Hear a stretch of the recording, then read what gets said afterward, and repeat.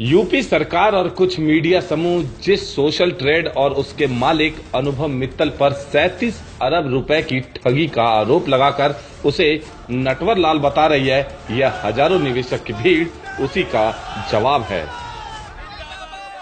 Associate के पास अगर office से फोन जाता है इस चीज को वेरीफाई करने के लिए, तो ये चीज सबको पता है, सबको बताया गया है कि आपकी डिस्ट्रीब्यूटरशिप कैंसिल कर दी जाएगी। ये सबको पता है, सबको पता है। प्लीज सब लोग ऊपर हाथ करके इस चीज को सपोर्ट करें। आप बताएं, ये सबको पता है। आपने आजाद भारत में शायद ऐसा पहली बार हुआ होगा कि किसी कंपनी के पक्ष में निवेशक सड़कों पर उतर आए हों, लेकिन पीड़ित यानी ठगी के कथित शिकार लोग कहीं नजर न आ रहे हों।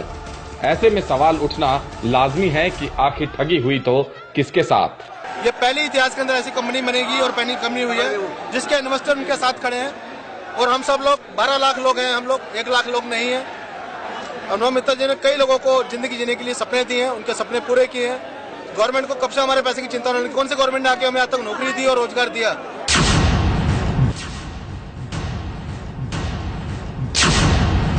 जिन 6.5 लाख निवेशकों के साथ ठगी का दावा पुलिस, एसटीएफ और चंद मीडिया मिलकर कर रही है, वे कहां हैं? दिल्ली के जंतर मंतर पर जमा ये हजारों लोग दावा कर रहे हैं कि सोशल ट्रेड ने उनके साथ ही नहीं बल्कि किसी के साथ ठगी नहीं की। जिन नियमों, शर्तों और वायदों के आधार पर कंपनी से वे जुड़े थे, कंपनी ने हमेशा उसका पालन किया। अनुभव मित्तल की गिरफ्तारी यूपी पुलिस और उत्तर प्रदेश के कुछ राजनेताओं और गुंडों की साजिश है, जिनके आगे झुकने से कंपनी ने इनकार कर दिया था। नई दिल्ली में इन हजारों लोगों की तादाद, तेवर और तर्क देखकर लगता है सोशल ट्रेड पर कार्रवाई कहीं सपा सरकार के लिए सियासी मुसीबत न बन जाए। ये जो सवाल उठा रहे हैं वह सपा सरकार की नींद उड़ा सकते हैं। सवाल नंबर 1, क्या कंपनी ने निवेशकों से ठगी की? यदि हाँ, वे कहां हैं? वे लाखों ठगी के शिकार निवेशक क्यों सामने आकर शिकायत नहीं दे रहे? जो दावा और वादा कंपनी ने निवेशकों के साथ किया वो निभाया, फिर उनके साथ ठगी कैसे हो गई? सवाल नंबर 2, क्या कंपनी फर्जी है? कंपनी सरकार से पूरी तरह से रजिस्टर्ड है, देश की सुरक्षा, संप्रभुता अथवा सम्मान के विरुद्ध कोई काम नहीं कर रही, सभी तरह भुगतान ऑनलाइन कर रही है, जिसमें पैन कार्ड की जरूरत होती है। सब कुछ सरकार की जानकारी में हो रहा था, तो कंपनी फर्जी कैसे हो गई? सवाल नंबर 3, क्या सरकार के साथ ठगी हुई? कंपनी सभी तरह के टैक्स दे रही है, टीडीएस सर्विस टैक्स दे रही है, तो फिर सरकार के साथ ठगी कैसे हो गई? हमने तो एनईएफटी की है, इन्होंने कैश पैसा लिया ही नहीं है। अनुभव जी कहीं पर भी दोषी नहीं है, उन्होंने कोई भी गलत काम नहीं। मैं अनुभव मित्तल के समर्थन में आई हूँ, क्योंकि ये एक घोटाला नहीं है। हमें भी 1.25 साल हो गया इसके साथ काम करते हुए।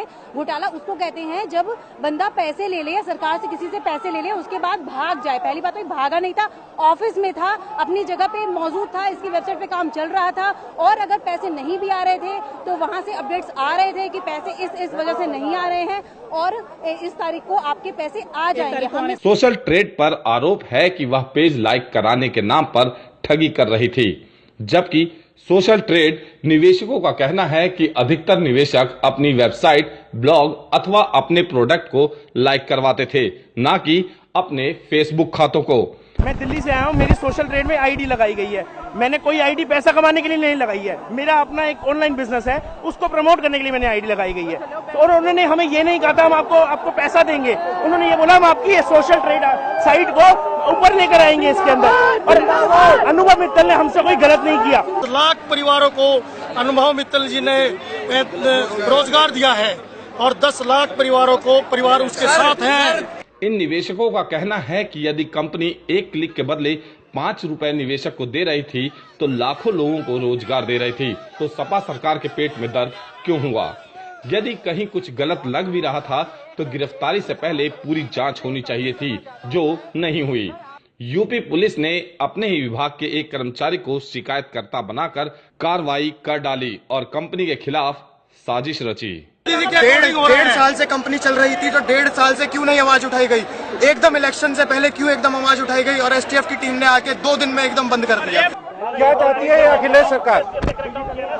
एक तरफ सरकार सब कुछ डिजिटल कर देने का ढोल पीट रही है, तो वहीं डिजिटल माध्यम से सेवाओं अथवा उत्पाद का प्रचार करने वाले कारोबार करने वालों को हतोत्साहित कर रही है। इन हजारों निवेशक प्रदर्शनकारियों ने इस मामले में ईमानदारी से जांच करने की मांग करते हुए चेतावनी दी है कि यदि सोशल ट्रेड के साथ न्याय नहीं किया तो वे जेल भरो आंदोलन करेंगे, देश भर में रक्तदान करेंगे।